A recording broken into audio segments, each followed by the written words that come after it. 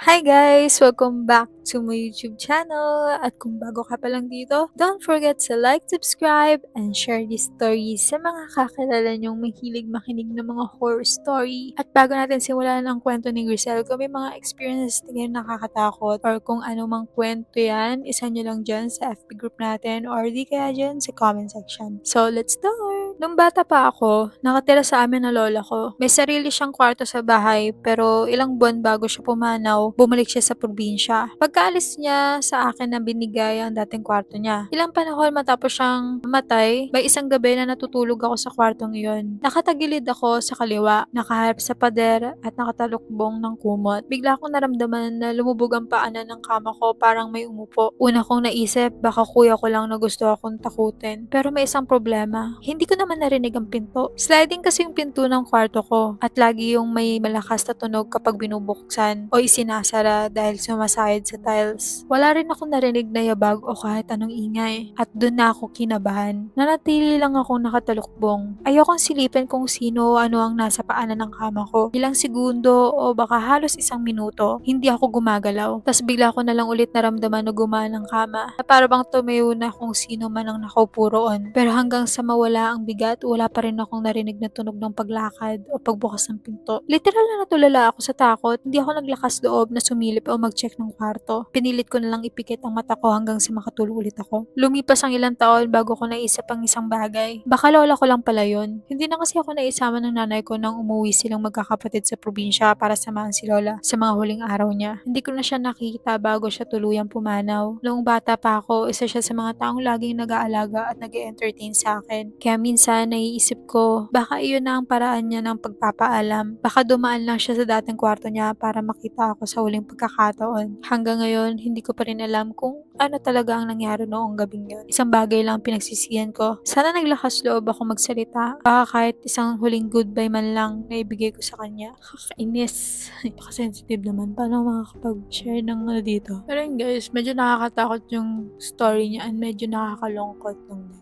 Kasi narelate ako dun sa lola ko. Di ba nakakwento ko na rin sa inyo na lola's girl ako. Love na love ko yung lola ko. Kapag umuwi kami dun sa probinsya, siya laging katabi ko. Siya laging nag-entertain sa akin. Same lang din. Nakakasama ko yun. Nagpe-prepare pa lang kami ng lunch, almusal, gabihan. Lagi ko siyang kinakausap. Talaga as in, araw-araw talaga. Pagkagising alas 4, madaling araw. Gigising na siya. Actually, parang alas 3 pa yata yun kasi nagigising ako mga 4 na rin eh. Nagising ako 4, narinig ko siya nagwawalis na. Maamoy mo na yung siniga niya na winalis niya. Nagpapakulo na siya ng tubig. Ganun yung lola ko.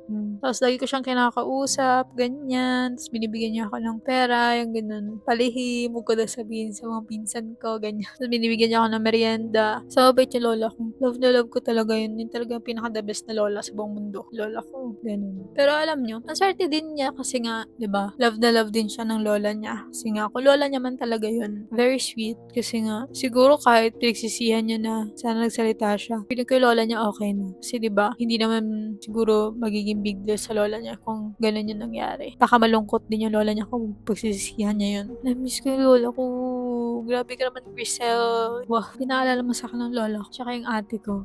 Grabe naman yan. Tignan naman yung oras. It's 3:19, guys. Malulungkot ako. Dati ako malungkot. So yun, guys. Kung may mga ganito rin kayo experiences, send nyo lang dyan sa FB group natin or di kaya dyan sa comment section. Bago pa tayo umiyak, XOXO. Bye!